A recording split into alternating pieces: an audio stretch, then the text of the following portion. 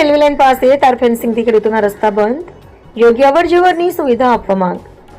બનાસકાંઠાના કાંકરેજ તાલુકાના ઉમરી ગામેથી પસાર થતી પાટણ ભીલડી રેલવે લાઇનની બાજુમાં કરવામાં આવેલી રહેલા તાર ફેન્સિંગના કામને કારણે ખેડૂતોના ખેતરોમાં અવરજવર માટેના રસ્તા બંધ થતા ખેડૂતો મુશ્કેલીમાં મુકાયા છે. આ મુદ્દે મંગળવારે સ્થાનિક ખેડૂતો તથા આગેવાનોએ સ્થળ મુલાકાત લઈ રેલવે અધિકારીઓ સમક્ષ રજૂઆત કરી હતી.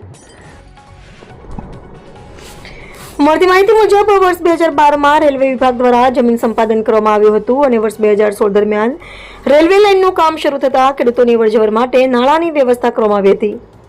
હવે રેલવે લાઇનની બંને બાજુ તાર ફેન્સિંગનું કામ શરૂ થતાં ખેડૂતોને એક ખેતરમાંથી બીજા ખેતરમાં જવા માટેનો માર્ગ અવરોધિત થવાની સ્થિતિ સર્જાઈ છે. આ મુદ્દે અગાઉ ખેડૂતો દ્વારા કાંકરેજ મામલતદાર, ડીસા પ્રાંત અધિકારી તથા બનાસકાંઠા જિલ્લા કલેક્ટરને લેખિત રજૂઆત કરવામાં આવી હતી.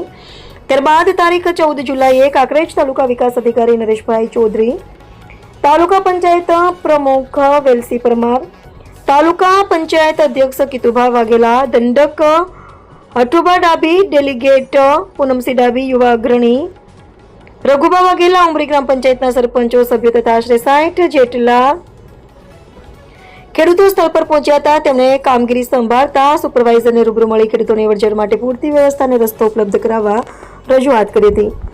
અમરેલી જિલ્લામાં રેલવે ટ્રેક પરના સિંહના અકસ્માત બાદ પશુઓની સુરક્ષાને ધ્યાનમાં રાખીને રેલવે વિભાગ દ્વારા વિવિધ સ્થળોએ તાર ફેન્સિંગ કરવામાં આવી રહ્યું છે.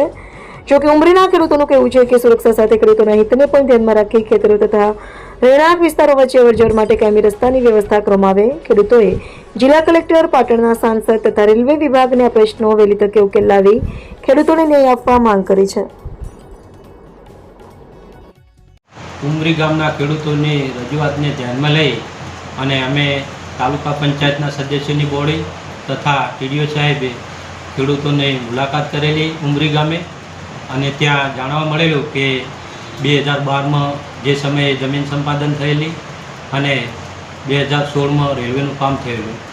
આ રેલવે પાટણથી ભીલડી નીકળેલી છે અને એમાં જે તે સમયે ખેડૂતોની રજૂઆતને ધ્યાનમાં લઈ અને આ ખેતરમાંથી બીજા ખેતરમાં જવા માટે નાળા મૂકેલા હતા અને એમાં આજે રેલવે દ્વારા જે જમીન સંપાદન થયેલી હતી એ જમીન પર તાર ફેન્સિંગનું કામ ચાલુ છે.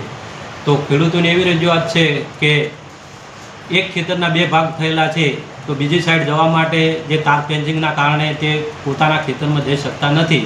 તો આ ધ્યાનમાં લઈ અને ખેડૂતોએ મામલતદાર સાહેબશ્રી, પ્રાંત સાહેબશ્રી, કલેક્ટર સાહેબશ્રી તથા આપણા અધ્યક્ષશ્રી કીર્તિસિંહજી તથા પ્રમુખશ્રીને રજૂઆત કરેલી છે અને અમે પણ અમારી પંચાયત બોડી દ્વારા સાહેબશ્રીને વિનંતી કરીએ છીએ કે રેલવે મંત્રી સાહેબ તથા ઉચ્ચ સ્તરે જે અધિકારીઓને લાગતું વળગતું છે એવું અમારા ઉમરી ગામના ખેડૂતોની રજૂઆતને ધ્યાનમાં લઈ અને આ પ્રશ્નનું સત્વરે નિરાકરણ લાવે એવી અમે આશા રાખીએ.